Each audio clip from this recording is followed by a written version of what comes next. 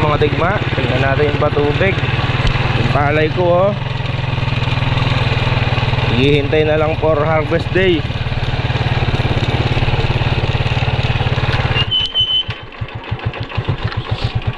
Ganun ng kulay mga digma. Saktong sakto lang yung dahon nya. Magulang nga yung bunga. Yung dahon medyo madilaw-dilaw pa lang. Gandang tinitingnan. So dito tayo sa phase 1 mga digma. Dito pa rin po tayo nagpapatubig. Binibigyan ko ng pag-asa tong palay namin dito. Ganda pa man din ang dating. Nagdadamdam sa panahon. Mga digma. Ang ganda, di ba? Buntis na yung palay, ano sa nagdadamdam sa init. Ganda pa man din, oh. So yun, papasok pa lang yung tubig. Ewan ko lang dito, hindi pa puno.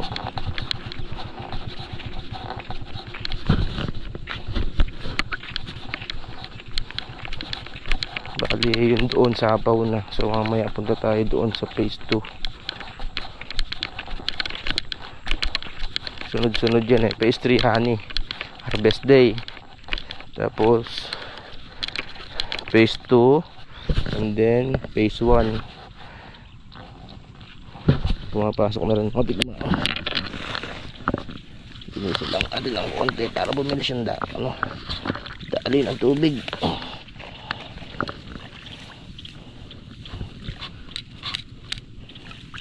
Maandar pa yung makina ko.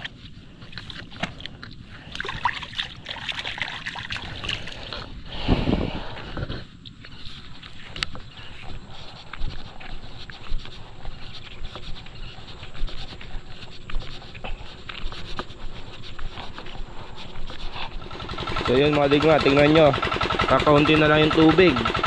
So bali dati hanggang dito yung tubig nyo, no? Ngayon nandun na.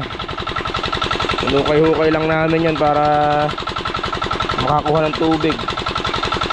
Every patubig inuhukay namin siya. Pagitan lang ng 3 araw bumababaw. Konting-konti na lang yung tubig.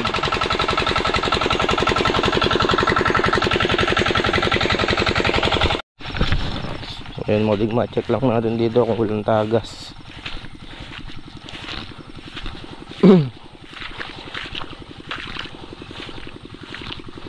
Mga tagas ng unti-unti. So bali dito mga digma, ako lang po yung nag second crop. Ako lang ayan, nakikita nyo yung walang tanim yung mga tabi namin. So tayo lang nakapag second crop dyan. Ako lang yung nakapagpalusot ng palay. Titingnan lang natin kung walang doon. Yung mga tagas. Ito dito may tagas, oh. Mabarahan. So yun, daan muna tayo dito sa phase 3, yung ng phase 3. Tingnan natin kung may tubig. May tubig pa naman. So ayan mga digma, sapaw na rin po yung palabas na siya, oh. Yun, palabas na. Ganda nang nakikita, diba? Ito marami na labas, puting puti na to, bandang gilid na lang yung bali may tubig pa pala. Check lang natin kung may tubig. Dapat di yan hindi yan mapabayaan sa tubig. Check lang natin. Magpapaani tayo doon, sumasapaw to, buntis yung doon sa phase 1. Tara, Punta na tayo sa kubo.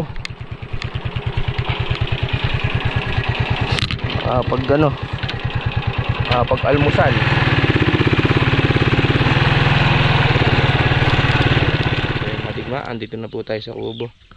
Yun o, ulam namin for today is bamboo shoot.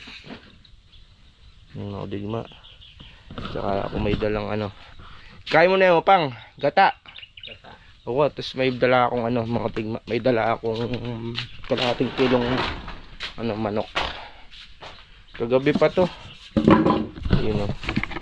Coco mama. Tsaka manok pa yun. May kaining manok pang. May rimlayo. Mali na yung magyelo, may rimlaan eh. Kaya man yata biya sa mga malat eh. Muna natin itong ano, bamboo shoot. Konti daw sabi ni Bapang Jun. Eh dalawa lang naman kami, pwede na to. Marakal na naman tamanok pang.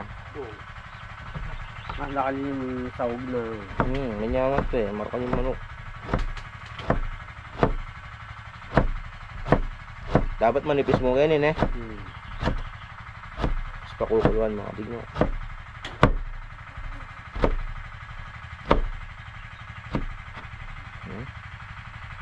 Saugan natin ng pako. Malambot na pang. Ikaw may malambot.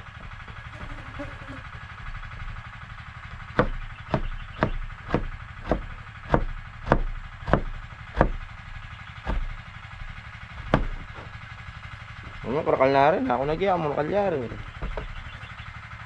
Katamo mo. Pwede mo. Dua katamo mo.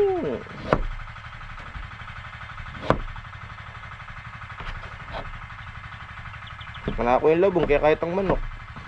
Grabe, laman na nga eh.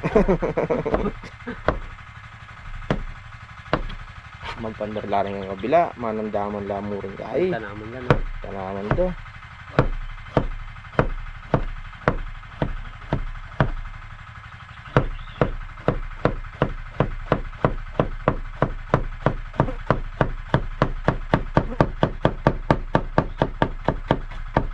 Kanyang pang eh. Napang, without looking. Yun na mga digma. Marami yung pang. Sabi mo konti lang. Lalaga lang ni Bapang Jun.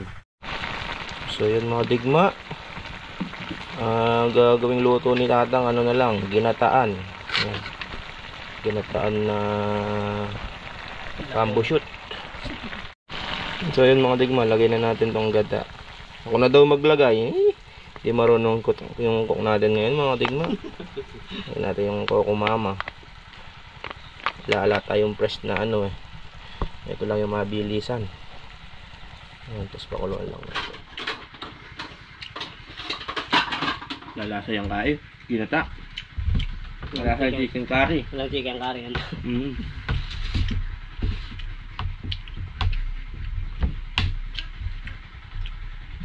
Nyaman.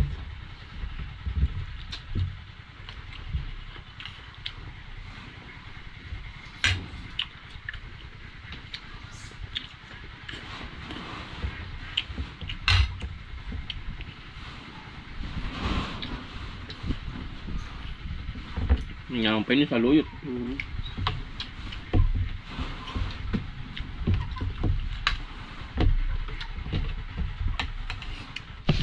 So yun mga digma, done eating. So tignan muna natin si Kuratsa, mainit na. Pinaabot ko to sa silong, ewan ko kung sinilong. Uy, ba't may tubig dito?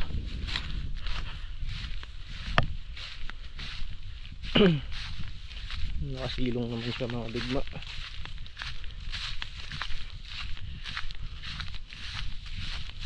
Tingnan lang natin kung walang ano.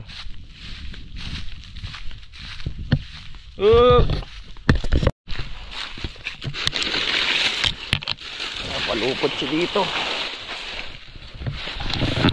Digma, natanggal na.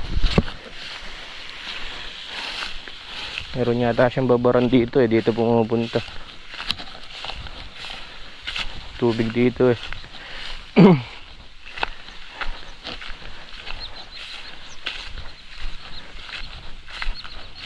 Tubig nga.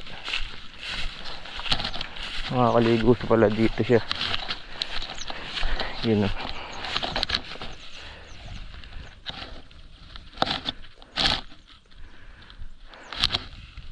Kaya pala malinis, nakakaligo siya dyan. Tara, safety naman siya. Kudig mo, wala na. Hindi lang natin tawag doon. Hukayin. Baka sakaling makakuha pa. Hukayin ko muna. Ay, hukay. Ito na lang hukay mga kadigma.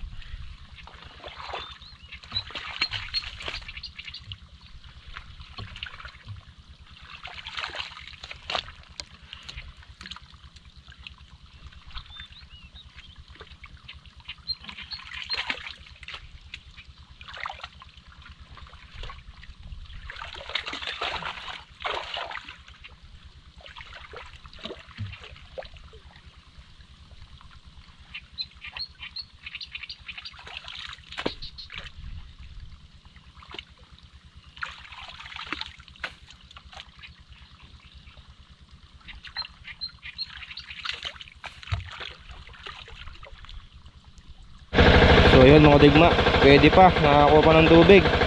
So bali pag yan, wala na yan, obligado kaming ibaba namin dito gawi para doon siya kumuha ng tubig na. So pwede pa siyang kumuha ng mano pa, medyo malalim pa. Pero pag wala na talaga yan, obligadong ibababa namin doon yung Voltron. Iangat doon yung tubig. Ay!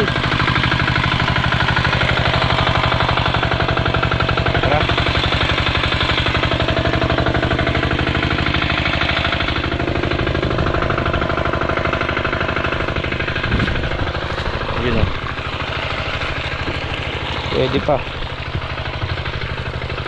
Masapaw na ipalay. Kailangan na lagas tubig yan.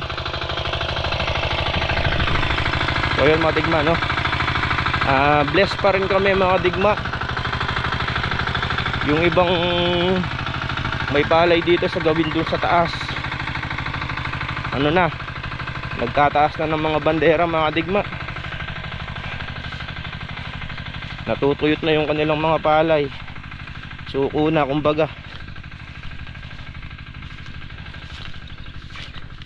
So tayo, ako hindi ko susukuhan to hanggat may tubig.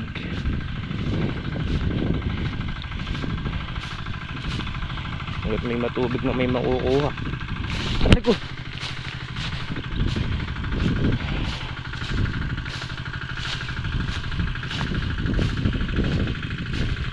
Mamaya babalikan natin yung trabaho natin dyan. Ayan o, may grass cutter ko. Grass cutterin natin diretso. Bakal nito yung ano. Ganda pong hindi nasapaw ng palay oh.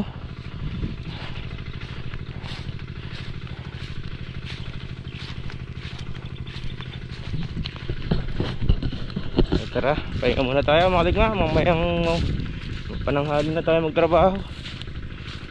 Sobrang init. 52 degree na yung ano, init factor.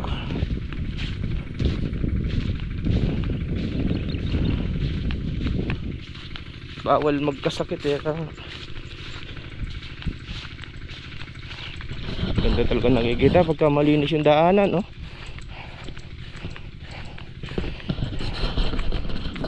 So yun mga digma, balik po tayo sa trabaho.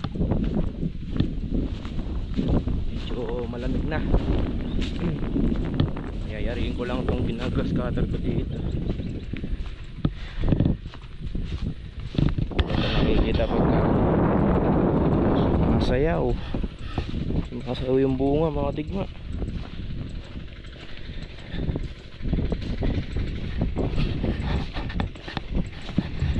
Tatapusin lang natin yun oh. Isang diretso. Pwede na tayong umuwi.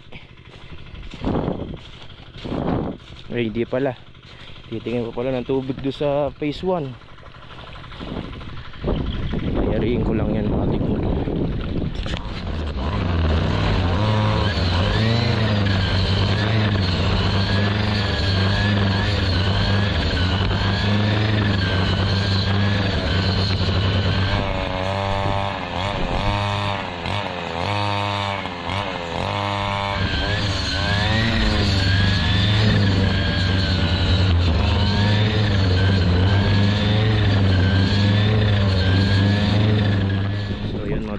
Yari na siya, oh, di ba?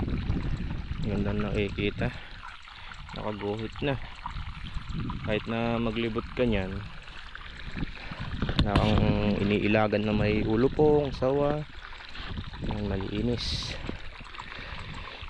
Ganda na sapaw, oh. Puro bunga, mga digma. So yan, mga digma. Dito na lang tong for today. So shoutout sa mga solid kadigma yun. Maraming salamat ulit sa walang sawang panonood at suporta mga digma.